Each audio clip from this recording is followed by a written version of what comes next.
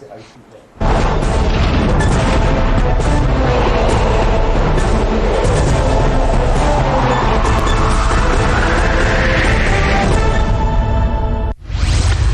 इंसाफ का पहला बजट अवाम को रिलीफ नहीं दे सका। वजीर आजम का मुल्की कर्जों में इजाफे पर तहकीकाती कमीशन बनाने का ऐलान। अपोजिशन रहनुमाओं पर वजीर आजम की कड़ी तनकीद, मनी लॉन्ड्रिंग का इल्जाम। वजीर आजम का खिताब उनके ओहदे के शायान शान नहीं था। पीपल्स पार्टी के रहनुमा कमर जमान कायरा की तनकीद। मईशत की तबाही के जिम्मेदार कर्जे हैं या गलत मुआशी पॉलिसियाँ। पूछेंगे तहरीक इंसाफ की रहनुमा मलिका बुखारी से, मुस्लिम लीग नून के रहनुमा राना अफजल खान से और बोर्ड ऑफ इन्वेस्टमेंट के साबिक सरबराह हारून शरीफ से।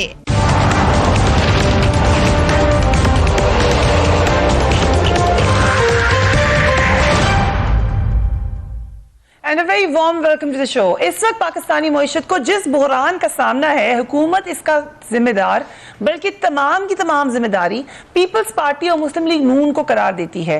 साल 2008 से 2018 के दरमियान लिए जाने वाले कर्जों को मईशत की तबाही की वजह बताई गई है। वज़ीर आज़म इमरान खान ने पीपल्स पार्टी और नून लीग के दौर में कर्जों में इजाफे की वजूहात जानने के लिए अब एक तहकीकाती कमीशन बनाने का ऐलान किया है, जिसकी सरबराही खुद प्राइम मिनिस्टर करेंगे, जबकि इस कमीशन में FIA, ISI, FBR और SECP के नुमाइंदे शामिल होंगे। ये बात कल प्राइम मिनिस्टर ने खुद बताई, कौम से उन्होंने खिताब किया। खिताब के अंदर जो टेक्निकल इश्यूज थे उसमें हम बात करेंगे, लेकिन प्राइम मिनिस्टर बड़े एग्रेसिव मूड में थे। उन्होंने कहा पीपल्स पार्टी और मुस्लिम लीग नवाज के दौरे हुकूमत में मुल्क के कर्ज़-ए-जात में 24,000 अरब रुपए का इजाफा हुआ। 3 घरानों ने मनी लॉन्ड्रिंग करके मुल्क को लूटा। ये पहली दफा नहीं कह रहे इमरान खान साहब, प्राइम मिनिस्टर बनने से पहले भी वो यही बात करते थे, लेकिन री एंडोर्स किया है उन्होंने अपने मौक़िफ़ को। Let's watch it. इस मुल्क का देखें कि जब मुल्क का कर्जा 2008 के बाद ऐसे गया ऊपर 30,000 तक 10 सालों में, इन तीनों घरों के दौलत भी ऐसे ऊपर गई है। इन तीनों घरों का जो पैसा था, इन्होंने जो माल बनाया, इनकी जो कंपनीज थी, वो तीनों घरों के ऊपर चली गई। 2008 से पहले किधर थे? पहले भी उन्होंने बड़ा पैसा बनाया था, NRO मिल चुका था, वो हजम कर बैठे थे। 2008 के बाद ये जो कर्जा चढ़ा है, इसकी सबसे बड़ी वजह करप्शन थी। और ये जब तीन घर ऊपर करप्शन शुरू कर दें, जब तीन जो लीडरशिप करप्शन शुरू कर दे, और मनी लॉन्ड्रिंग करप्शन क्या थी? यहां से पैसा बनाते थे, उस पैसे को हवाले और हुंडी से बाहर भिजवा देते थे ताकि पता ना चले। वज़ीर आज़म ने पीपल्स पार्टी और नून लीग की क़यादत पर कड़ी तनकीद की। उनका कहना था कि अपोजिशन NRO ना मिलने की वजह से उन पर तनकीद कर रही है, वो करप्ट लोगों को नहीं छोड़ेंगे और उनका पीछा करते रहेंगे। Let's watch him again. Nawaz Sharif के पैनामा के केसेस हमने तो नहीं किए। ये जो शहबाज शरीफ के ऊपर केसेस थे, जिस पर वो जेल पे गए, ये सारे पुराने केसेस थे। हम तो थे ही नहीं तब इक़्तिदार में। तो ये मेरे ऊपर क्यों शोर मचा रहे हैं? पहले दिन से ना इन्होंने पहले दिन असेंबली में बोलने दिया। जब मैं असेंबली में जाता हूँ बदतमीजी करते हैं, शोर मचाते हैं। मेरी गलती क्या है? मेरी गलती ये है कि मैं इनकी ब्लैकमेल और प्रेशर में आके ये जो चाहते हैं, मैं NRO नहीं इनको दे रहा। मेरे पाकिस्तानियों, एक चीज याद रखो, जितना नुकसान इस मुल्क को NRO ने किया है, जब पाकिस्तान की तारीख लिखी जाएगी, जो इन्होंने हमारे बेचारे इस मुल्क में गुर्बत पैदा की, जो हमें मुल्क को मकरूज किया, वो 2 NROs ने हमें किया। सो बड़ा सीधा नैरेटिव प्राइम मिनिस्टर ने बना दिया है। मुल्क की तबाही के जिम्मेदार 2 जमातों के लीडर्स हैं, उनको में इत्तेफाक की बात है, दोनों ही इस वक्त जेल में है, मगर उन्होंने कहा ये पैसा वहां से रिकवर होगा, मुल्क का पैसा उधर से रिकवर होगा। PTI पहले भी ये बात कहती रही है। Now coming from the prime minister, ये अब एक स्टेट का नैरेटिव बनता हुआ लग रहा है। ऑपोजिशन वज़ीर आज़म के खिताब पर ऑब्वियसली खुश नहीं है। पीपल्स पार्टी के रहनुमा कमर जमान कायरा ने प्रेस कॉन्फ्रेंस की और उन्होंने ये कहा कि वज़ीर आज़म का खिताब उनके मनसब के इक्वल नहीं था, शायाने शान नहीं था। Let's watch Qamar Zaman Kaira. Budget के ऊपर अपना व्यू देते हुए कहे, फिर भी नाराज हो जाते हैं। और वो नाराजगी खत्म होने को नहीं कि मुझे पहले दिन स्पीच नहीं करने दी गई। इस अमल से अब इस फिजा से उनको बाहर आने की जरूरत है। जो उनका असल टारगेट हमें समझ आया है वो ये था कि वो असल मौजू से, यानी बजट जो कल आया उससे पहले कुछ गिरफ्तारियां हुई और वो गिरफ्तारियों का जो खास मौका है उसको इस्तेमाल किया गया कि शायद इन गिरफ्तारियों की वजह से डिबेट गिरफ्तारियों की तरफ चली जाए और लोगों की तवज्जो इस बजट के अंदर जो तलवार उन पे चली है, जो डाका आवाम के हकूक पे पड़ा है या पढ़ने उस वक्त जा रहा था, उसकी तरफ से तवज्जो हटा दी जाए। I'll start with you, Harun Sharif साहब। पहले तो कुछ अर्से पहले, just like few weeks ago probably you were on my program, और बड़े पॉजिटिव आपने हमसे तमाम वादे किए थे, हमने वो स्टेटमेंट संभाली थी कि अब हम आपसे पूछेंगे, लेकिन आपने उन तमाम प्रोमिसेस के बाद रिजाइन कर दिया। सो वो प्रोमिसेस अभी हैं या वो खत्म हो गए हैं? जी शुक्रिया फ्रिया। देखिए जो प्रोमिसेस थे, या मैं फैक्चुअल एविडेंस बेस आपसे बात कर रहा था, जब हमने आपसे बात की तकरीबन 2 माह कबल, ठीक तो है। उस वक्त ये था कि आपकी जो मेरी डिस्कशन थी वो ये थी कि पाकिस्तान का इन्वेस्टमेंट पोटेंशियल क्या है, पाकिस्तान में किस किस्म के लोग इंटरेस्ट ले रहे हैं, कौन से प्रोजेक्ट्स पाइपलाइन में है और उनके लिए क्या करना चाहिए। ठीक है। और मैं आपको बता रहा था उस वक्त के जो स्टेबलाइजेशन होती है मैक्रो इकोनॉमिक, वो एक बहुत ज़रूरी अमर है इकोनॉमी के लिए, लेकिन हमारी तवज्जो ग्रोथ पे रखने के लिए हमें इन्वेस्टमेंट को, एक्सपोर्ट्स को और बाकी चीज़ों को इक्वल बैलेंस करना पड़ेगा। और वहाँ मैं बड़ी आपको होपफुल चीज़ें बता रहा था, और मैं आपको ये बताऊँ कि अभी भी पाकिस्तान में वो इंटरेस्ट उसी तरह मौजूद है। जहाँ पर इशू पाकिस्तान को आ रहा है कि उस इंटरेस्ट को ट्रांसपेरेंट और एफिशिएंट तरीके से मटेरियलाइज करने के लिए हमारी जो मशीनरी है और हमारी पॉलिसी मेकिंग की जो इस वक्त सूरत हाल है वो गालिबन तैयार नहीं है। सो यू आर सेइंग कि गवर्नमेंट की इसका कोई पॉलिसी नहीं है? नहीं, ऑन ग्रोथ। देखिए ना, growth, अगर आप वाकई में। बजट पे आइए, अब मैं आपको लिंक करता हूँ। देखिए ना, जब ये बजट आया है, budget is a reflection of overall जो आपकी पॉलिसी की डायमेंशन होती है। देखिए ना, बजट के तो नंबर्स हैं, आपने एलोकेट करना है अपनी प्रायोरिटीज के मुताबिक। ठीक तो है। जो हम लोग समझ पाए हैं या जो एनालिसिस देखा है, या जब मैं 8 से 9 माह हुकूमत के अंदर था, सो डिबेट ये है कि पाकिस्तान कैसे बैलेंस करता है। आपने अपनी डेफिसिट्स को घटाना है, करंट अकाउंट को भी ठीक करना है, फिस्कल को भी ठीक करना है, आपने इन्फ्लेशन को भी कंट्रोल करना है, मॉनेटरी एक्सपेंशन को रोकना है। ये तो मैक्रो स्टेबलाइजेशन है।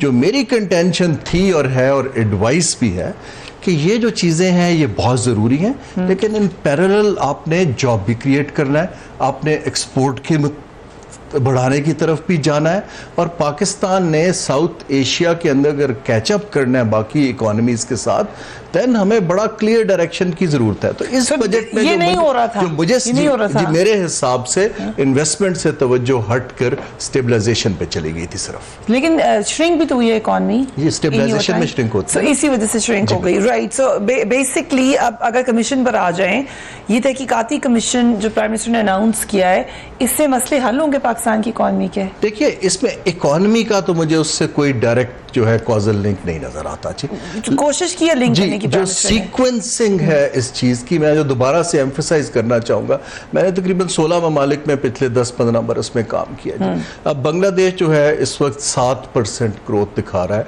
और इस साल उनकी जीडीपी पर कैपिटा पाकिस्तान को क्रॉस कर जाएगी। राइट। इस इंडिया जो है 7% से ऊपर जा रहा है। इस वक्त पूरी दुनिया में जो स्लो डाउन है, 2 खित्तों में ग्रोथ बढ़ रही है, वो है साउथ एशिया और अफ्रीका।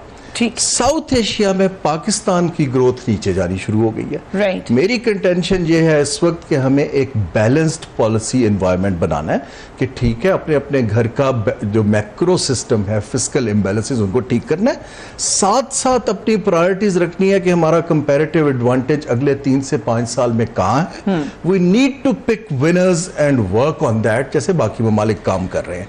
तो मेरी ये सोशल प्रोटेक्शन के ऊपर हमने जरूर तवज्जो दी इस बजट में। सो हमने एक तरफ तो टाइटनिंग कर दी, और ऊपर से जो है अपने रेवेन्यू टारगेट्स बढ़ा दिए, एक्सपेंडिचर 29% बढ़ गया, 35% हमने का tax collected from the same kitty जो श्रिंक कर रहा है। ठीक है। किटी को एक्सपैंड करने की पॉलिसीज की जरूरत जो है मेरे हिसाब से बहुत ज्यादा। आई एग्री विद यू, लेकिन आपने कमीशन पे जवाब नहीं दिया। You think it's irrelevant? नहीं जी, मैं इररिलेवेंट नहीं कह रहा हूँ। देखिए, जो इस वक्त आप मैं as a student of economics, जो जिन्हें जैसे अगर आप चीन की मिसाल लीजिए, चीन की सीक्वेंसिंग अगर आप देखें तरक्की की, उन्होंने सबसे पहले अपने जो रियल एस्टेट और बाकी एसेट्स थे उनको उन्होंने प्राइवेट सेक्टर को दिया। ठीक है। उससे जो पैसे कमाए उससे उन्होंने इंफ्रास्ट्रक्चर डेवलप किया। राइट। जब पब्लिक से इन्वेस्टमेंट आती है तो प्राइवेट कैपिटल को अट्रैक्ट करती है। राइट। जब प्राइवेट कैपिटल अट्रैक्ट होना शुरू हो गया, then they started a massive drive against corruption and accountability.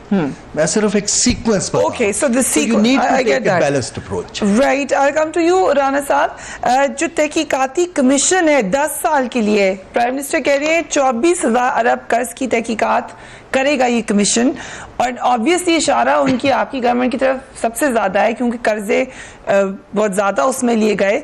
किस तरह का आप क्या समझते हैं, कैसा डिसीजन है ये प्राइम मिनिस्टर का? देखिए, प्राइम मिनिस्टर को शायद अभी तक ये समझ नहीं आई कि जो कर्जा आता है वो स्टेट बैंक में आता है, और जो स्टेट बैंक से पैसा निकलता है वो अगेंस्ट बजटेड फिगर्स निकलता है या अगेंस्ट एग्रीड अमाउंट्स जो आपने फैसला किया होता है गवर्नमेंट ने कि ये कहाँ पैसा जाना है। तो वो कोई पैसा ऐसा नहीं होता जो ट्रेस ना हो सके, उसकी एक एक दिन की, एक एक तारीख की, एक एक ट्रांजैक्शन का रिकॉर्ड होता है। और मेरा ख्याल है इनको शुरू करना चाहिए पहले अपने 1 साल से। जब वो अपने 1 साल को देखेंगे कि जो 9.9 अरब डॉलर आया जो ये मांग के लेके आए, वो एकदम से कहाँ स्लिप होके चला गया। अब वो क्यों नहीं शो हो रहा कि पाकिस्तान के रिजर्व भी कम हो गए और वो मईशत में नजर भी नहीं आ रहा, तो उनको फिर अंदाजा हो जाएगा कि वो जो पैसा बाहर से आया वो किन हेड्स में गया। पैसा चोरी अगर होता है पाकिस्तान के अंदर सरकारी पैसा, तो वो प्रोजेक्ट्स जो अभी आज आप इनका बजट देखें तो इनका जो डेवलपमेंट आउटले है वो 10% ऑफ द टोटल एक्सपेंसेस है। तो 90% तो आपके अखराजात हैं और 10% आपने बजट किया, और जब कभी आपकी बेल्ट टाइटनिंग करनी पड़ती है उसी 10% को कट करना पड़ता है। तो वो जो 10% है उसमें से कितनी चोरी होती है, बिल्कुल मैं ये नहीं कहता नहीं होती होगी, ठेकेदार होते हैं, इंजीनियर होते हैं, लोग होते हैं, जरूर चोरी होती होगी, उसको ये ट्रेस करें। लेकिन एक हुकूमत, ये जो बजट आया है ये टैक्स लेड बजट है, it is not a growth led budget. जो इनकी पॉलिसीज थी कि जी हम नौकरियां क्रिएट करेंगे, हम यहाँ पे मकान बनाएंगे, वो एक ग्रोथ लेड प्लान था। उसमें शो हो रहा था कि हम पैसा स्पेंड करेंगे, एक्सपेंशन ऑफ इकोनॉमी होगी, जॉब क्रिएशन होगी और वो आगे से आगे चलेगी। लेकिन जो ये पकड़ दकड़ ये फिर से वो करें, मैं बिल्कुल नहीं कहता कि इसको आप ना करें, लेकिन इज दैट अवर प्रायोरिटी? अभी हमारी प्रायोरिटी आज जो है गरीब जॉब क्रिएशन, आज हमारी प्रायोरिटी है कि लोगों की इनकम। बट अगर कमीशन पर ही आ जाए दोबारा राणा साहब, मुस्लिम लीग नून ये कहती है कि हमने जो कर्जे लिए हमने उसमें बड़े डेवलपमेंट प्रोजेक्ट्स किए, उसमें आप बिजली के प्रोजेक्ट्स का जिक्र करते हैं, दीगर प्रोजेक्ट्स का जिक्र करते हैं, आप ये भी कहते हैं हमने उसमें कोई करप्शन नहीं की। पैनामा के ऊपर भी आपका ये मौकफ है कि इन प्रोजेक्ट्स में कोई करप्शन नहीं, तो then you should welcome this commission. आपको मौका मिलेगा अपने आप को क्लीन करवाने का, क्लीन चिट दिलवाने का। हमें इनकी किसी प्लान से एतराज नहीं है। इनको कुर्सी पे बैठे हैं, इनको बिठाया गया है, इनको एक मौका मिला है, ये डिलीवर करेंगे। अगर नहीं करेंगे तो लोग इनको फारग कर देंगे। इसलिए why should I criticise that commission, let them do whatever they do. लेकिन जैसे हम पहले 1 साल पहले फोरकास्ट करते थे कि दिस गवर्नमेंट इज इनकॉम्पिटेंट, आज मैं फोरकास्ट कर रहा हूं कि इस कमीशन से कुछ नहीं निकलेगा। करें, शौक से करें, but it is a wasteful exercise, जिसका आउटकम कोई नहीं होगा, जिसका पाकिस्तान को आइंदा के लिए फायदा कोई नहीं होगा। वेरी वेलकम स्टेटमेंट जो दी है अभी राणा साहब ने, क्या करें कमीशन, आपने जो इन्वेस्टिगेट करना है करें मलिका बुखारी साहिबा। लेकिन पीटीआई का बजट है, खान साहब ने क्लेम किया, क्या बातें आपको इसमें ऐसी नजर आ रही हैं जो आपको लग रहा है कि पीटीआई का जो मंशूर था उसमें जो अभी जिक्र भी किया राणा साहब ने कि जो आप क्रिएशंस होंगी, एक्सपैंड होगी आपकी इकॉनमी, उसमें क्या है बजट के अंदर जो पीटीआई का? तो सबसे पहले तो I am going to talk about इनका, मैं आपको रिस्पॉन्स दूंगी कमीशन पे कि वेदर उसका इकोनॉमी से कोई ताल्लुक है या नहीं है। वज़ीर आज़म साहब ने कल जो कौम से बहुत अच्छा खिताब किया और अपना पेश किया, कमीशन वाले जो इशू कौम के सामने पेश किया, ये बिल्कुल ठीक किया। आप देखें कि पाकिस्तान का जो कर्जा था इनके दौरे हुकूमत में 10 साल के अंदर 6,000 अरब से 30,000 अरब, ऑलमोस्ट 25,000 अरब के ऊपर चला गया। एंड कोई मेजर इंफ्रास्ट्रक्चर प्रोजेक्ट्स अपेरेंटली नहीं हुए। तो ये पाकिस्तान की आवाम को अकाउंटेबल हैं कि जो इतना बड़ा आपने कौम को मकरूज़ किया और अब हम लोगों को 2,900 अरब इंटरेस्ट पेमेंट करनी पड़ी है उन लोन्स के ऊपर।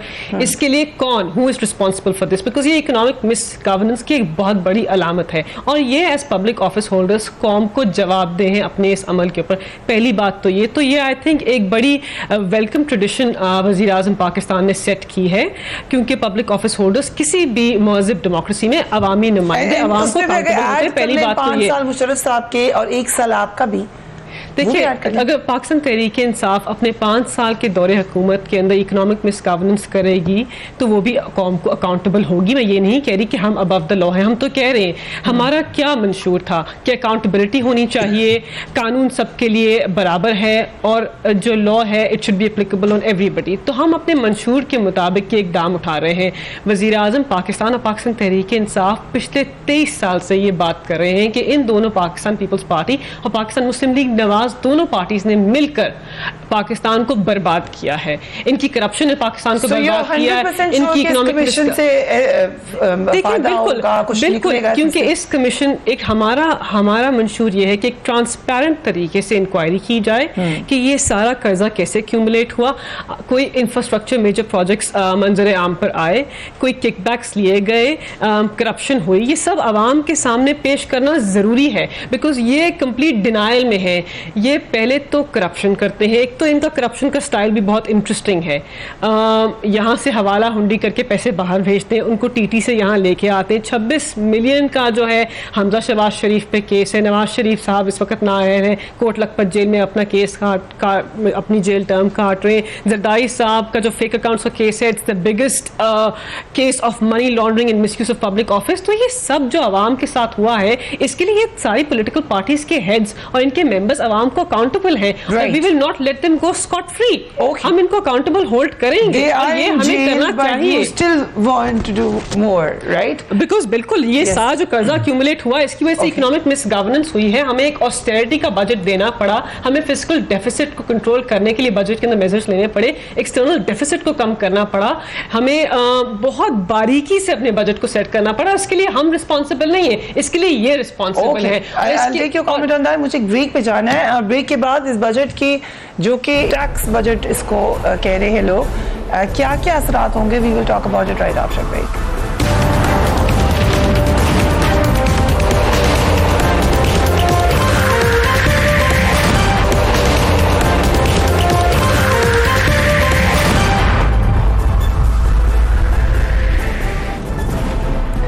Welcome back. तहरीक इंसाफ की हुकूमत अपना पहला बजट पेश कर चुकी है। बजट के बाद ये बात पहले भी पता था, लेकिन अब ऑब्वियसली नजर आ रहा है कि महंगाई का एक तूफान आने जा रहा है और हुकूमत इसको एज ए सेट के इल्जाम डाल रही है पिछली गवर्नमेंट पे, लेकिन अवाम कितना सस्टेन कर सकेंगे, दैट्स अ क्वेश्चन। एक नजर डालते हैं, बजट में 516 अरब रुपए के नए टैक्स आयद किए गए हैं जिनकी पहले कोई मिसाल नहीं मिलती। चीनी पर 8% सेल्स टैक्स को बढ़ाकर 17% कर दिया गया है, जिससे चीनी की फी किलोग्राम कीमत में 3.5 रुपए इजाफा हो जाएगा। चिकन, मटन और मछली की जो अशिया हैं उन पर 17% सेल्स टैक्स तजवीज़ किया गया है। हुकूमत ने खुश दूध, क्रीम और पनीर पर भी 10% टैक्स तजवीज़ की है। उसके अलावा बेकर्स के लिए अशिया पर टैक्स की शरह 4.5% की जाएगी। हुकूमत ने 1000 सीसी और इससे छोटी गाड़ियों पर 2.5% टैक्स आयद की तजवीज़ की है। सालाना 6 लाख रुपए से ज़ायद आमदनी पर 5% टैक्स आयद किया गया है। FBI के जरिए 5,550 अरब रुपए टैक्स आमदनी का हदफ दिया गया है। हारून साहब, एक आम आदमी की नज़र से वो ये कहता है कि कर्जे उन्होंने लिए, ये लोग कह रहे हैं कर्जे उन्होंने लिए, तो लेकिन उस वक्त तो इतनी महंगाई नहीं थी। अब ये लोग कह रहे हैं कसूर उनका, महंगाई होती चली जा रही है। उस बंदे को लिए क्या जवाब है? जी देखिए, इसको हमें समझने के लिए 2-3 चीज़ें, जैसे मैंने पहले अर्ज किया, उसको देखना पड़ेगा। देखिए, इसमें कोई शक नहीं है कि जो फिस्कल स्पेस इस हुकूमत के पास जब ये आए हैं तो बहुत कम हो चुकी थी। ठीक है। हमारी एक्सपोर्ट्स जो थी बिल्कुल नहीं बढ़ रही थी, ना वो अब बढ़ रही हैं। हमारे जो थे इंपोर्ट्स बहुत बढ़ गए थे। तो जो अच्छी बात इस हुकूमत ने ये की है कि इन्होंने इंपोर्ट्स को तो खासी हद तक कंट्रोल कर लिया, घटा लिया, और उसका क्रेडिट देना चाहिए। ठीक है। लेकिन जो हमारी सस्टेनेबल ग्रोथ होती है वो इंपोर्ट घटाने से नहीं होती, एक्चुअली एक्सपोर्ट बढ़ाने से होती है, क्योंकि रेवेन्यू आना शुरू होता है। क्योंकि वो पीएम के ज़माने में भी नहीं हो रही। जी मैं आपको अर्ज कर रहा हूँ। तो अब जो पिछले 10 माह के अगर आप टारगेट्स देखिए इस बजट के, जो भी हमारे इकोनॉमिक सर्वे में आए हैं, large scale manufacturing almost 300% down, agriculture down. What has happened is कि हमारी इकोनॉमी की कंट्रीब्यूशन जो है वो सर्विसेज सेक्टर तकरीबन 60% पे चला गया। ठीक है। और बाकी सेक्टर्स घट गए। इसका मतलब मैं थोड़ा सा आपको समझाना चाह रहा हूँ। ये जो आप महंगाई की बात करिए, जब सर्विसेज सेक्टर ऊपर जाता है तो इसका मतलब है ट्रेडिंग एक्टिविटी में लोगों की तवज्जो चली जाती है। ठीक है। होटलिंग है, ट्रेडर्स हैं, कंस्ट्रक्शन है, ट्रांसपोर्ट है, ऐसी जगह से जब वहां से लोग पैसे बना रहे हैं तो अगर तेल की कीमत बढ़ेगी, कीमतें वहां पर बढ़नी शुरू हो जाएंगी। हमें एक बैलेंस करना है कि बाकी ममालिक जिन्होंने तरक्की की है उन्होंने इनको सर्विसेज को, लार्ज स्केल मैन्युफैक्चरिंग को, वैल्यू एडेड जो एग्रीकल्चर को साथ साथ डेवलप किया है। ये बड़ा एक क्रिटिकल पॉइंट है, वरना अगर हम सूद बढ़ाते जाएंगे, ठीक है, आपके कर्जे देखिए वो बढ़ेंगे, जो डोमेस्टिक बोरोइंग है उसकी आपकी पेमेंट बढ़ती जाएगी। अगर हम बिजली की कीमत बढ़ाएंगे तो हमारी इंडस्ट्री कंपैरेटिव नहीं हो पाएगी। ये तो सीधी सी बात है। मेरी इस वक्त राय ये थी, जो मैं एक्सपेक्ट कर रहा था, वो ये है कि हमें इस वक्त पाकिस्तान को होप देने के लिए, and let me assure you again कि पाकिस्तान एक अपॉर्चुनिस्टिक टाइम फ्रेम के अंदर खड़ा हुआ है। हमारे पास इस वक्त सिक्योरिटी सिचुएशन बेहतर हो चुकी है। चीन हमारे बैक पे खड़ा है, नेबरिंग कंट्रीज इन्वेस्ट करना चाह रहे हैं। हमें अपनी पॉलिसी फ्रेमवर्क को रखना पड़ेगा कि जी ये हमारी लॉन्ग टर्म पॉलिसी है, इस पर सूबे का भी कंसेंसस है, प्राइवेट सेक्टर का भी कंसेंसस है, और इसको आगे इससे लिंक्ड चीजें मैंने बहुत अरसा क्योंकि बाहर के ममालिक के काम किया है। ये जो बजट के जब टारगेट मिस होते हैं ना जी, तो यू एक्चुअली जो डिसेंट डेवलप्ड इकोनॉमीज हैं they hold the people accountable. हमें परफॉर्मेंस बेस्ड बजटिंग की तरफ जाना है कि भाई आप टारगेट नहीं दे पाए, why shouldn't I close down your ministry, straight forward, and that actually happens in countries. ये मैं आपको बताना चाह रहा हूं, not in Pakistan. I come to you Rana sahab, जो नए बजट, जो नए टैक्स हैं, माजी में कहा जा रहा है इसकी कोई मिसाल नहीं मिलती, इससे कितनी मुश्किलात होंगी लोगों के लिए, और आप लोग जो एक कैंपेन निकालने का सोच रहे हैं, क्या उसका ताल्लुक होगा इस बजट से? कहूँ कि आपने कहा कि हमारे दौर में भी एक्सपोर्ट्स नहीं बढ़ रही थी। देखिए, हमारे दौर में बिजली नहीं थी, हमारे दौर में दहशतगर्दी थी, हमारे दौर में गैस नहीं थी। ये सारी चीज़ें हमने पहली मरतबा मुहैया की 14 साल के बाद। आपकी बिजली पूरी की, गैस पूरी की, आपके अंदर ऐसा माहौल पैदा हुआ कि ताजर पाकिस्तान में आके ट्रेडिंग कर सके। हमारे चैलेंजेस बहुत बड़े थे, और उन चैलेंजेस को और आखिरी साल में 13% एक्सपोर्ट ग्रोथ थी। और अगर हम एक गुड गवर्नेंस से चलते तो 6.2% का जो टारगेट था ग्रोथ का, वो एक बहुत बड़ा ऑर्डिनरी टारगेट था। चले उसको छोड़ दें, अब ये हमारे ऊपर वो कहते हैं नाच ना जाने आंगन टेढ़ा। बट एक सवाल तो है राना साहब कि जो काम 5 साल में आपकी एक्सपीरियंस टीम नहीं कर सकी थी, वो कैसे आते ही कुछ महीनों में कर देते हैं? देखिए, 5 साल में आपकी स्पेंड करने के लिए आपकी प्रायोरिटी होती है। पहले साल में हमने अरबों डॉलर ज़रब अज़ब में झोंक दिया, आपका पाकिस्तान से दहशतगर्दी खत्म हो गई। फिर हमने अरबों डॉलर के बिजली घर लगाए, आपकी लोड शेडिंग खत्म हो गई। फिर हमने अरबों डॉलर के गैस प्लांट लगाए, आपकी इंडस्ट्री खड़ा चलने शुरू हो गई। तो हमने जो हमारी प्रायोरिटीज थी, हर हुकूमत के चैलेंजेस अलग होते हैं। इस हुकूमत के चैलेंजेस थे पॉलिसीज को। कौन सी इंडस्ट्रीज चलना शुरू हुई आपके जमाने में? मैंने तो बताया कि एक्सपोर्ट्स गिर गई थी और फिर उसको वापस लेके आए। 13% आपकी ग्रोथ है, आज बिजली पूरी है। आज मुझे बताएं, इंडस्ट्री ना चलने के लिए कौन सा चीज है जो मौजूद नहीं है? हमने बैंक के लोन्स को इतना हिस्टोरिकली सस्ता कर दिया कि आपकी इंडस्ट्री के अंदर इन्वेस्टमेंट आनी शुरू हो गई। इन्होंने 2 गलतियां। आई थिंक ये बात तो आपकी हारून साहब भी मान रहे हैं। इन्होंने 2 गलतियां मौका था, इन्होंने 2 गलतियां की हैं बहुत बड़ी। एक ये इन्फ्लेशन को कंट्रोल नहीं कर सके, और दूसरा जो इतने अपने लिए क्या कहते हैं, जो गवर्नमेंट चलाने के अखराजात थे, इन 2 हेड्स में इन्होंने $10 अरब का नुकसान किया। अगर ये बेल्ट टाइटनिंग करते और पिछले एक साल में 1000 अरब से गवर्नमेंट के रनिंग के एक्सपेंसेस को ना बढ़ाते, जो कि $6.6 बिलियन बनता है, और फिर जो टैक्स इन्होंने कम इकट्ठा किया विच इज $3.4 बिलियन, $10 अरब अपने मुल्क के अंदर से इन्होंने इकट्ठा नहीं किया, बाहर कशकोल लेके फिरते रहे और डेट सर्विसिंग की कीमत को डबल कर दिया। मैं समझता हूं कि देयर आर टेरेबल, ये तो कहते हैं चोरी पकड़ लेंगे, चोरी के ऊपर ये कमीशन बना लेंगे।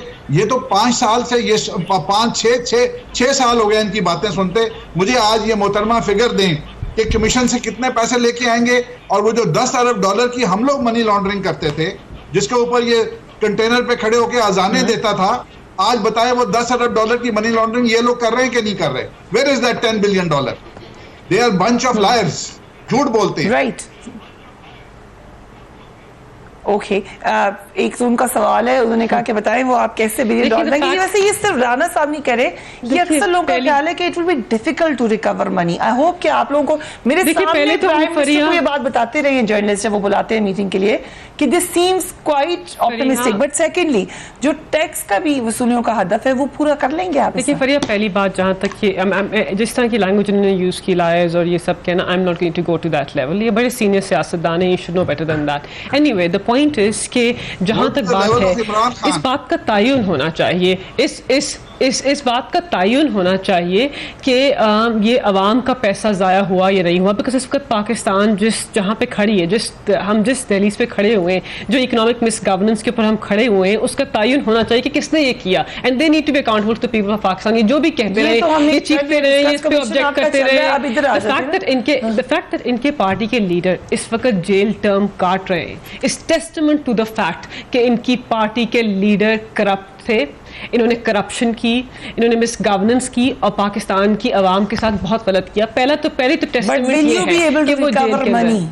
देखिए फरिया, हमने एक एसेट रिकवरी यूनिट बनाया है जिसके शहजाद अकबर हेड है। उस एसेट रिकवरी यूनिट के थ्रू हम बहुत सारे मुल्कों से इंफॉर्मेशन ले रहे हैं। पहले हमने डिफरेंट कंट्री से MLAs, mutual legal assistance agreement sign नहीं की थी। अब हम एक पूरा बिल लेके आ रहे हैं जो फोकस करेगा on receiving of information and on sending information, और एक सेंट्रल अथॉरिटी बनेगी उस लेजिस्लेशन के अंडर जिसके थ्रू हम इंफॉर्मेशन रिसीव कर सकेंगे। पहले ये स्ट्रक्चर ना था, ना ये इंफॉर्मेशन रिसीव करना चाहते थे, ना ये भेजना चाहते थे, because they were themselves involved in massive corruption। तो अपने खिलाफ तो कोई ऐसा इकदाम नहीं उठाता ना, तो हम तो ये कर रहे हैं और इन्फॉर्मेशन हमारे पास बहुत सारी आ रही है और उस इन्फॉर्मेशन के थ्रू ही हम इनके खिलाफ एक्शन लेंगे और लेना भी चाहिए। जो इन्फॉर्मेशन एसेट रिकवरी यूनिट को आएगी उसके थ्रू हम एक्शन लेंगे। सो पहली बात तो ये है, हम रिकवर करेंगे। आप देखिए, उसको I can not give you figure right now, but उसके स्ट्रक्चरल जो रीजंस है वो हम इन प्लेस कर रहे हैं। हम MLA साइन हो रहे हैं, इंफॉर्मेशन रिसीव हो रही है, उसमें टाइम लगता है Fariha, it's not a one day job. और ये पहले चीज है कि बैंक नहीं करेंगे, ये पैसा आएगा तो फिर मुल्क चलाना है। आई होप यू नॉट हम इस पे बैंक नहीं कर रहे Fariha, we are not banking on that. जहां तक आप बात कर रहे हैं इस मंशूर में पाकिस्तान तहरीक, इस बजट में पाकिस्तान तहरीक इंसाफ का मंशूर कैसे रिफ्लेक्टेड है।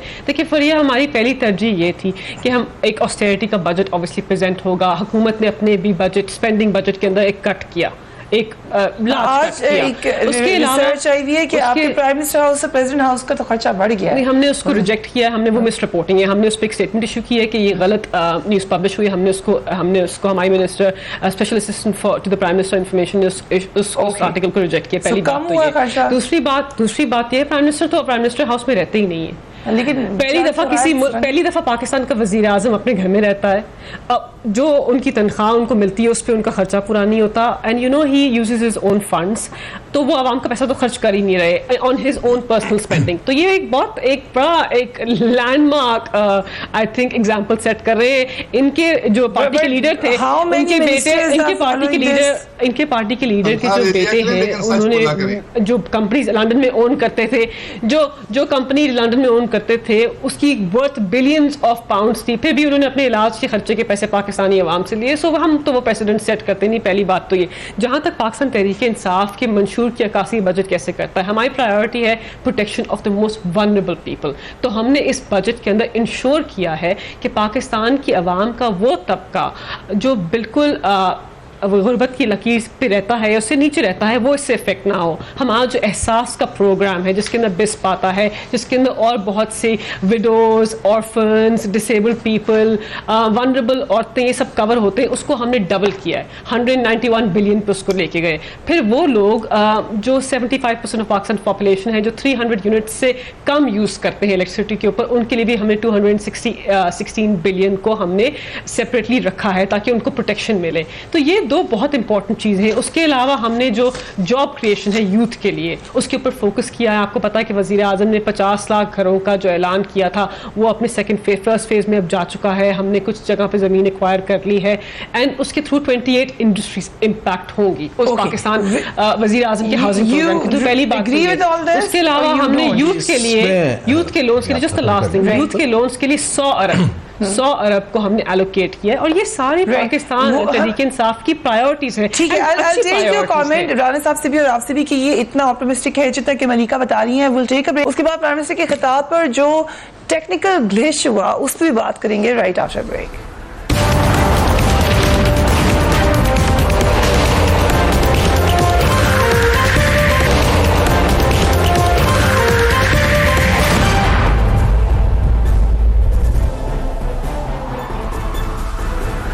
Welcome back. हारून साहब, वक्फे से पहले हम बात करी थी कि जो पॉजिटिविटी बता रही है मलिका साहिबा, डू यू एग्री? इतना जी देखिए, उसमें तो नंबर्स स्पीक के जो एहसास प्रोग्राम है उसमें भी पैसे डाले गए हैं, ऑस्टेरिटी भी है। मैं तो खुद 8-9 माह देखता रहा हूँ कि मुझे किस किस्म की चाय वज़ीर आज़म के घर में मिलती थी। तो क्वेश्चन है कि ऑस्टेरिटी बाकी खर्चे घटे हैं, उसमें कोई हल नहीं। जो मैं पॉइंट आपसे पहले भी अर्ज कर रहा हूँ और अभी भी हुकूमत को भी मेरी यही राय है और सबको, देखिए हमें सीरियस थिंकिंग करने की ज़रूरत है। कोई भी मुल्क एक सोशल प्रोटेक्शन का प्रोग्राम सस्टेन नहीं कर सकता जब तक इकोनॉमिक ग्रोथ ये अभी क्या खुद कहती रही है जी, कर ही नहीं सकता ना, बिकॉज आप कर्जे लेके तो नहीं चलाते हैं। सो हमें ये एक बैलेंस करना है। मुझे सिर्फ जो इस वाले बजट में जो सिमत कम नजर आई है कि हमारी रिवाइवल ऑफ ग्रोथ की तरफ इंडिकेशन बहुत कम है। हमारी सोशल प्रोटेक्शन पे बिल्कुल इंडिकेशन है। हमें अपनी जो ओवरऑल मैक्रो स्टेबलाइजेशन करनी है और टैक्सेस बढ़ाने हैं। अब जो नंबर्स दिए गए हैं, पाकिस्तान की तारीख में आज तक 35% आपने एडिशनल रेवेन्यू कलेक्ट नहीं किया, even in very good days. जब हमने 2015 में कुछ किया भी था 20%, तब यह था कि तेल की कीमतें गिर गई थी, उस वक्त हमारी कॉस्ट ऑफ डूइंग बिजनेस कम चली गई थी, प्रॉफिटेबिलिटी बढ़ गई थी। अब सवाल ये है कि ये नंबर्स किस तरह लोगों में कॉन्फिडेंस देंगे, क्योंकि सब्सटेंशिएट। दूसरा की नुक्ता इसमें यह है कि जो नंबर्स हैं ये किसी ओवरऑल पॉलिसी फ्रेमवर्क का हिस्सा होने चाहिए ना, कि जो हमारे टारगेट्स हैं। अब जो आगे के टारगेट्स रखे गए हैं उसमें इंडस्ट्रियल रिवाइवल का टारगेट भी कम है, जो आगे के टारगेट्स हैं कम है। तो एक तो हमें उस तरफ सोचने की बहुत सख्त जरूरत है। जो तीसरा मैं नुक्ता करना चाह रहा हूँ जी, विच इज़ ऑल्सो क्रिटिकल, देखिए ये जो नंबर्स और चीज़ें होती हैं ये ह्यूमन कैपेबिलिटी और ह्यूमन एक्सपर्टीज से आती हैं। इस वक्त जो पाकिस्तान को ज़रूरत है कि हम बेस्ट पॉसिबल जो टैलेंट है उसको लेकर आएँ, उनको चैम्पियन करने दें ये पॉलिसी, जो लोग इंडिजिनस हालात समझते हो, बजाय इसके कि हम देखिए IMF 30 साल से एक ही रेसिपी पे हम निगोशिएट कर रहे हैं। उसमें मेरे लिए तो, मैं क्योंकि दूसरी साइड पे बहुत साल रहा हूँ, मेरे लिए उसके अंदर कोई नई चीज़ नहीं है। हमें इस वक्त थिंकिंग की ज़रूरत है कि पाकिस्तान की अपॉर्चुनिटी को लेवरेज कैसे करना है। राना साहब की हुकूमत, जब राना साहब जिक्र कर रहे हैं, उन्होंने इंफ्रास्ट्रक्चर पे बिल्कुल खर्चा किया है, लेकिन वहाँ बैलेंस वहाँ पर भी नहीं था, खाली ज़्यादा तवज्जो इंफ्रास्ट्रक्चर पे थी। ठीक है, अब तवज्जो मैक्रो स्टेबलाइजेशन की तरफ और नंबर्स पर चली गई है। Still the growth and the job creation and exports, that is where हमें चाहिए कि जो लोग चैंपियन करें इसको और दुनिया को मैसेज जाए कि जी हमने ये मैयज दिए पॉलिसी के, इसको लेकर दे। मेरे हिसाब से पाकिस्तान को इसमें बहुत ज़्यादा मिनी बजट मेरे तो ख्याल से अगर टारगेट्स आप नहीं मीट करते, IMF का हर क्वार्टरली रिव्यू हुआ करेगा। अगर उसके अंदर रेवेन्यू टारगेट्स नहीं मीट होंगे तो आपको डेफिनेटली एक करेक्टिव मेजर्स लेने पड़ेंगे। एब्सोल्युटली। ओके, सो राना साहब, इस टैक्सेशन के साथ, इन अहदाफ के साथ जो अभी पॉजिटिविटी बताई है मलिका साहिबा ने, योर कमेंट्स ऑन दैट?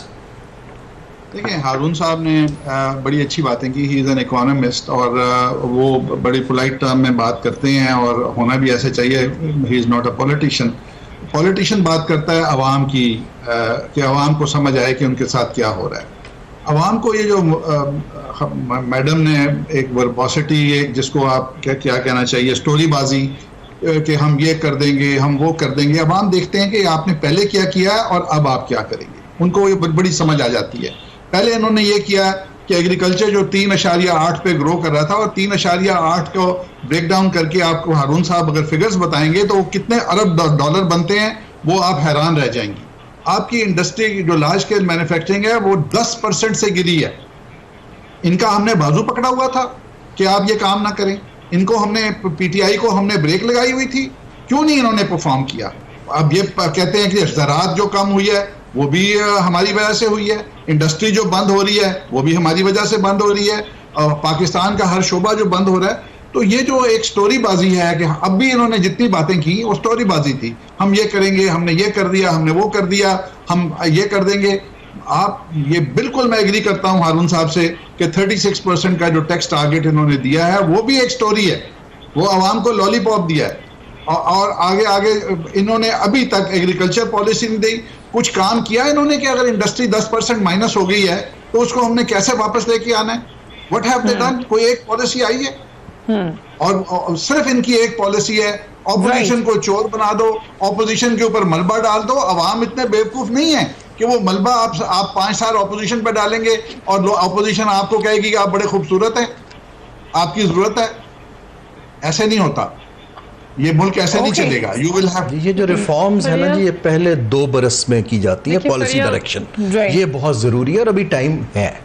अभी टाइम है। देखिए फरिया, जहाँ तक रेवेन्यू टारगेट्स की बात है, आपने देखा होगा कि पिछले 10 साल के अंदर आई थिंक 8 दफ़ा रेवेन्यू टारगेट्स एफपीआर ने अपने मीट नहीं किए। वो इसलिए मीट नहीं किए क्योंकि IMF ने भी इस पे आई थिंक एक इनके ऊपर बड़ा इंडाइटमेंट पेश की पिछली गवर्नमेंट के ऊपर अपनी स्टेटमेंट के अंदर कि स्ट्रक्चरल डेफिशिएंसीज हैं सिस्टम के अंदर, इंफ्रास्ट्रक्चरल वीकनेसेस हैं। अब पाकिस्तान तहरीक इंसाफ ने, मैंने आपकी when you were talking I didn't interrupt, so please don't do that. Pakistan Tehreek Insaf ने अब टैक्स पॉलिसी और एडमिनिस्ट्रेशन को सेपरेट किया। हमने एक स्पेशल टैक्स यूनिट भी बनाया है। हमाद अजहर साहब बहुत काबिल मिनिस्टर ऑफ स्टेट हैं और हम वो इसको फ्रॉम द फ्रंट लीड करें। शब्बर जैदी जो हमारे हैं एफपीआर के चेयरमैन, वो भी एक बहुत काबिल और बड़ी एक टारगेटेड एक्सरसाइज हम कर रहे हैं इस पूरे रेवेन्यू कलेक्शन के ऊपर। इसके अंदर हम ऐसे मेजर्स लेंगे। फिर हमने जो एमनेस्टी डिक्लेरेशन एक्ट जो हम लेके आए, वो इसीलिए लेके आए कि लोगों को एक लास्ट चांस दें कि आप अपनी प्रॉपर्टी डिक्लेयर कर दें, आप अपने बैंक अकाउंट डिक्लेयर कर दें।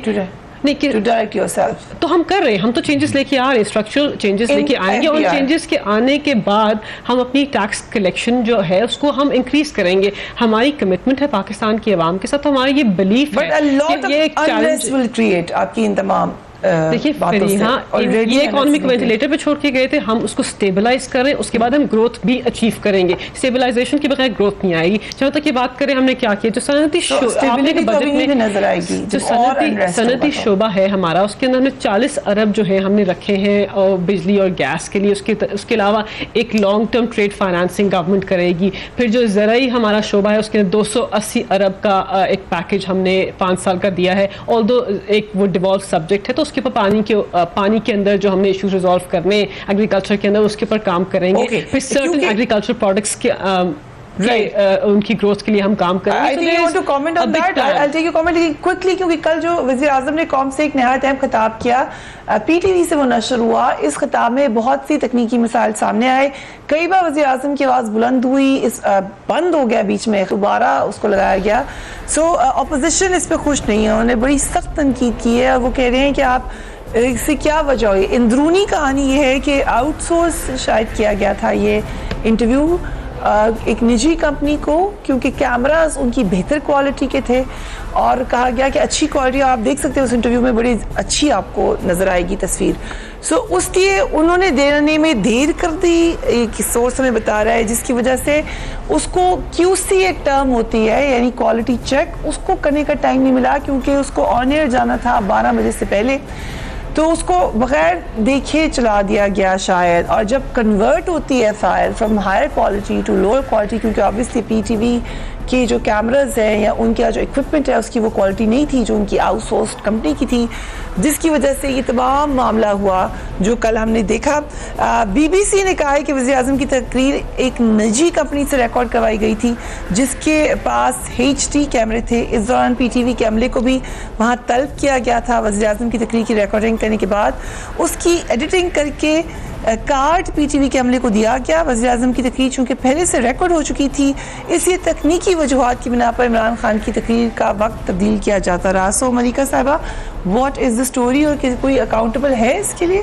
देखिए फरिया, पाकिस्तान PTV का इक्विपमेंट ही ठीक कर दें, आपको आउटसोर्स ना करना पड़े? नहीं, I think obviously PTV like बाकी पाकिस्तान जो पब्लिक सेक्टर एंटिटीज हैं उनकी तरह PTV को भी डायरेक्टली करें, आपको PTV को भी बेहतर करने की क्या जरूरत है, उन्हीं से गुजारा कर लेना था। बेहतर करने की ज़रूरत है। जैसे 1300 अरब आई बिलीव हम लूज़ करते हैं पब्लिक सेक्टर एंटिटीज़ की वजह से, जो वहाँ पे अपॉइंटमेंट्स की, नेपोटिज्म किया इन्होंने, अपॉइंटमेंट्स की, पॉलिटिकल अपॉइंटमेंट्स की, इदारों को बर्बाद किया, ये सब PTV like any other public sector. देखिए, इस पे ऑब्वियसली एक इंक्वायरी होगी और इस पे जो भी रिस्पॉन्सिबल लोग हैं they will be held accountable. और सही ऑब्वियसली नहीं हुआ, वज़ीर-ए-आज़म तकरीर कर रहे हैं उसके अंदर वॉइस मिस हो या लाउड हो या कम हो, ऐसा नहीं होना चाहिए। मैं आपकी बात से एग्री करती हूँ, बट द पॉइंट इज कि जो भी पर्सन रिस्पॉन्सिबल है उनको भी that person will be held accountable and will see कि क्या होता है आगे। But I think it's probably because उनकी भी PTV की कैपेबिलिटी बिल्ड करने की भी जरूरत है, लाइक अदर इंस्टीट्यूशंस। किसी ने कहा कि हो सकता है कि हमें बेहतर कैमरास दे दें prime minister after this. Somebody from PTV said that on light note. But Rana साहब, आप तो अच्छे तरीके से जानते हैं तमाम इदारों को इंक्लूडिंग PTV, क्या कितना बुरा हाल किया आप लोगों ने और दीगर लोगों ने कि तकरीर भी नहीं वो खुद कर सके, उन्हें आउटसोर्स करनी पड़ी। जितना हमने बुरा हाल किया था, मेरे ख्याल था कि 10 महीने में ये उसको बेहतर कर लेंगे, और 10 महीनों में अगर इन्होंने कुछ नहीं किया तो ये और बाकी वक्त में भी कुछ नहीं करेंगे। मेरा उनको मशवरा है कि उनकी हमने जहां उनके 500 झूठी तकरीरें सुनी है, एक दफ़ा रिपीट करवा दें नए अच्छे कैमरों के साथ, फिर से रिपीट कर दें। अवाम इज़ नॉट इंटरेस्टेड उनकी तकरीरों में, कोई इंटरेस्टेड नहीं है, कोई सुनता नहीं है, क्योंकि वो एक झूठ का प्लंदा। बिकॉज अगर आप वो आप बचपन में हम स्टोरी सुनते थे, शेर आया, तो जिस दिन शेर वाकई आ गया उस दिन बच्चे वो उसको बचाने के लिए कोई नहीं आया। तो इतने झूठ ये बोलते हैं, इनकी तकरीरें मीनिंगलेस है। शेर पे कोई पन नहीं है, I'm sure। बट फिर या आप लोग अपने शेर की बात नहीं करें।